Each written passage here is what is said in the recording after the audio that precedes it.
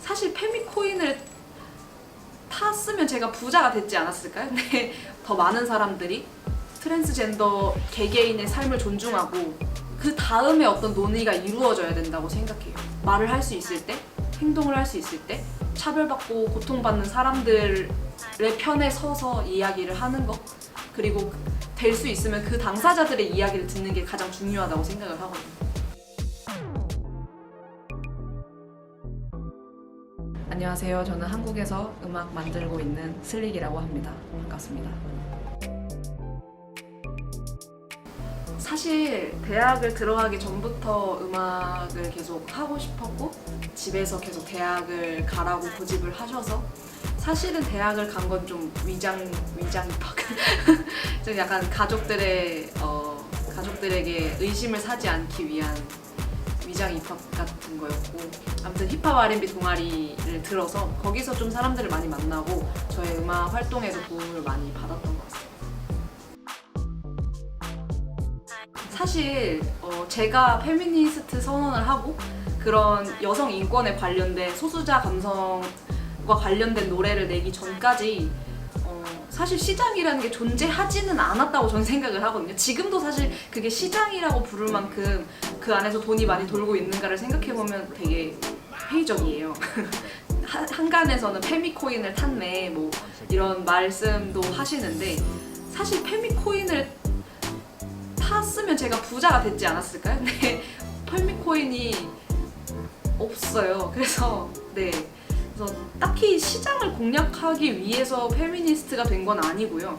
오히려 그냥 시장을 버렸다고 저는 생각을 해요. 제가 보고 듣고 자란 한국 힙합 시장 내에서 나는 이런 롤을 차지해야지, 나는 이런 위치에 있으면 사람들이 날 좋아해 주겠지라고 했던 건 정말 그런 딱 실력파 여자 래퍼의 위치였는데, 이제 페미니즘을 공부하고 나서는 남성 서사 위주의 어떤 시선들에 내가 갇히게 되는 걸 수도 있겠다고 생각을 해서 오히려 저는 시장을 공략했다기보단 제가 있던 시장에서 탈출했다고 할 수 있겠죠.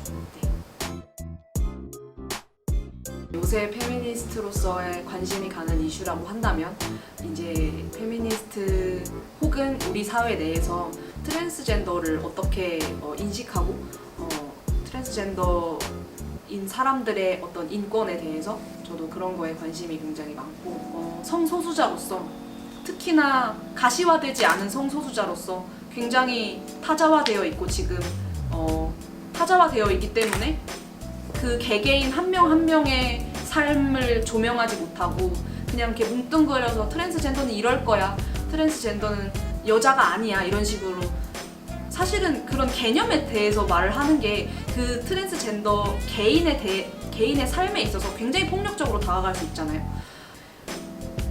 트랜스젠더 당사자들이 너무 힘들 것 같아요. 누군가가 나의 존재를 인정하지 않고 누군가 나의 존재를 아주 납작하게 누른다면 저는 살아있을 힘이 없을 것 같거든요. 더 많은 사람들이 트랜스젠더 개개인의 삶을 존중하고 그 다음에 어떤 논의가 이루어져야 된다고 생각해요.